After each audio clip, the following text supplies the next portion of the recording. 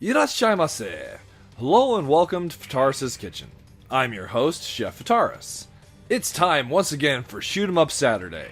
And on the menu this Saturday, we have Mahou Daisakusen, the latest title in the M2 ShotTrigger series. What kind of taste will it have? Let's get cooking and find out. Mahou Daisakusen, or Sorcer Striker it was known as in North America, is the first title from Rising, the same developer of Tsukio Gentai and Battle Garega. It's a title that's been on my radar for a while, and being able to review it as M2 ShotTrigger released is really a treat. So before we actually hop into the game itself, let's look at a little bit of what we have as far as M2 treatment for the game.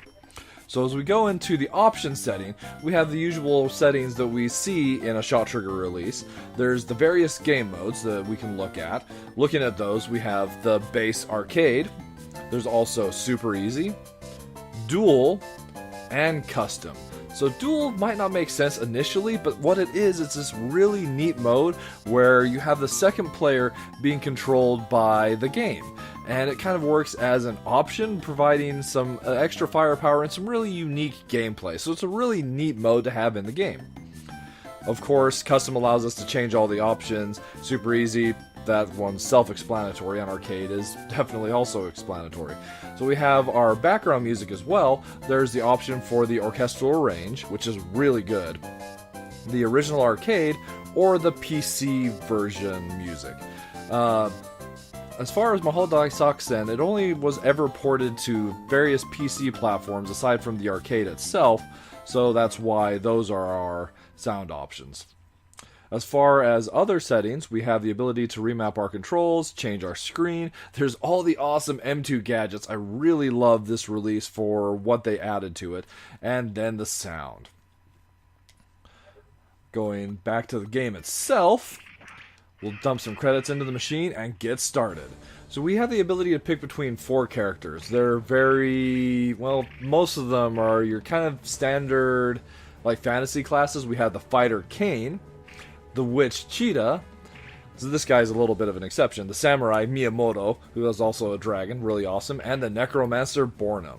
So in addition to having different main shots and speed, they also have different sub-weapons as well. So each character plays different, and it's really great that we have the variety of 4 different characters to choose from. Launching, we can see that Mahou Daisakusen is a standard vertical scrolling shoot 'em up. We have the ability to fire with our main weapon, and we also have a sub-weapon available. There are a total of 3 sub-weapons in the game, or sub-shots as it's referred to, at least on the left there. There's the front shot, which is the one I'm using right now, represented by green on all the characters. It's a powerful piercing shot that is generally my favorite to use.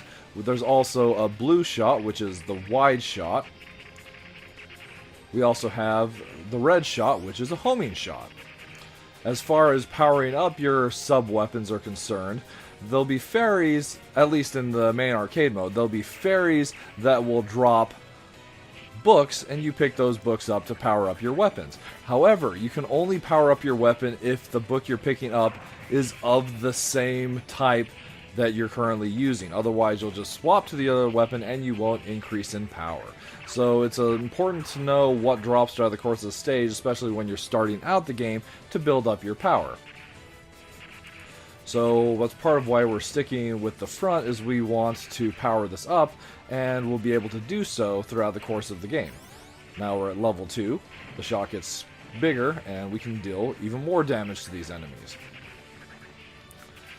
So there's also the ability to power up our main gun, and that is through picking up coins. There'll sometimes be little flying money bags at the top of the screen, as well as other areas throughout the course of the stages where we can shoot and get coins from the enemies or the stage to power up our weapon.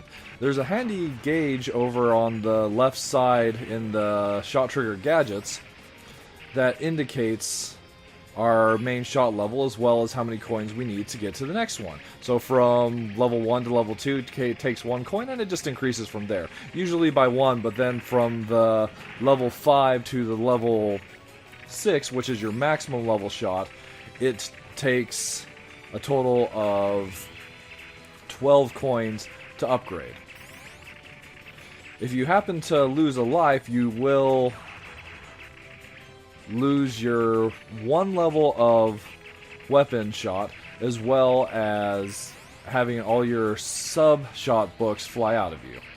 We could upgrade to wide here, but seeing as we're coming to the first boss, it'd be best to stick with our front shot.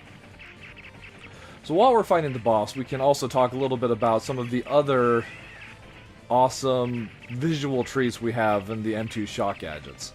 So in the top left there are scores represented, as well as a character portrait that is kind of displaying what we're doing. If we happen to go and lose a life, or if we use a bomb, there'll be certain animations that play. It's a really neat treat. Below that we see the life of any enemy we happen to be shooting at, so it can sometimes be flipping between all these different enemies depending on how busy the screen is.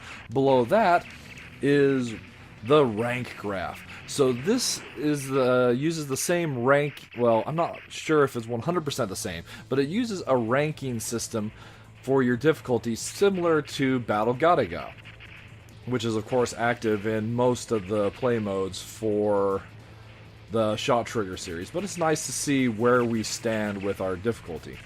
So certain actions will increase your difficulty, other actions will lower your difficulty, such as dying. And below that we have our main shot, as well as our sub-shot displays, indicating what level we're currently at and what we need to get to a higher level. So here I swapped to the wide shot. Generally I don't like the wide shot on most of the characters in this game, but for Bornham himself, his is definitely the best. Firing those, are they bats or dragons? I think bats at the enemies.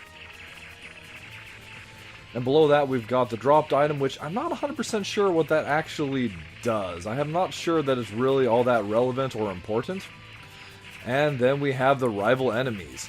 Those are the enemies that have killed us either in this playthrough or previous playthroughs. So they're definitely the individuals we want to take out. And it's fun to see those represented. So it can be like, well, this is the punk that cost me a life last time, or the one continue clear, or whatever you have you. On the right side, we just have stage indicator with the enemies or the current situation being displayed below, as well as a really nice scrolling map of the game itself. It's nice because it highlights areas where we have enemies that or things on the ground that could potentially be shooting at us, as well as some fun indicators. We're coming up on a treasure area right now, and the map indicates that. As we shoot these treasure chests, coins pop out. So it's really great to see that representation of the map in a map format. It gives it a real nice fantasy feel. And that brings me to the subject of setting. So Mahou Daisakusen takes place in this like fantasy sci-fi hybrid. We're fighting the Goblagon army, and the kingdom will end. I really like the mishmash of fantasy elements with the elements of science fiction that we have presented here. It's kind of a little bit of retro-inspired, almost like steampunk-like enemies, but with that really awesome fantasy touch as well. Although we get a little bit more sci-fi with some of the enemies later in the game. Oh. So there is rapid fire initially enabled, and it actually makes entering in one's initials quite difficult. We did have to continue there. So when you continue, you have an awesome special fairy that comes by and drops all these power-ups for you. It's helpful because it gives you decent footing to fight the enemy with. I missed all those coins. But we did decrease our rank, and so the difficulty is a little easier now. That's definitely a plus. And stage 2 is clear. So the game itself has 6 stages total, so it's a little on the shorter side. And we'll get to my minus and plus flavors then. So that's really the only minus flavor that I can give this game, is its shorter length. As far as the plus flavors though, I love the beautiful sprite work. Especially given the age the game came out in, or rather the year, 1993, it doesn't feel like shoot 'em up from that era. It's a really, really nice presentation. I love the sprite work, that interesting fantasy, sci-fi, steampunk mishmash. Works really well. Although this stage is definitely one that's far more fantasy, as we're actually crawling our way through a castle. There's booby traps where you've got the stage trying to crush us, and that comes into play later in the game as well. Then there's also the M2 ShotTrigger treatment we have.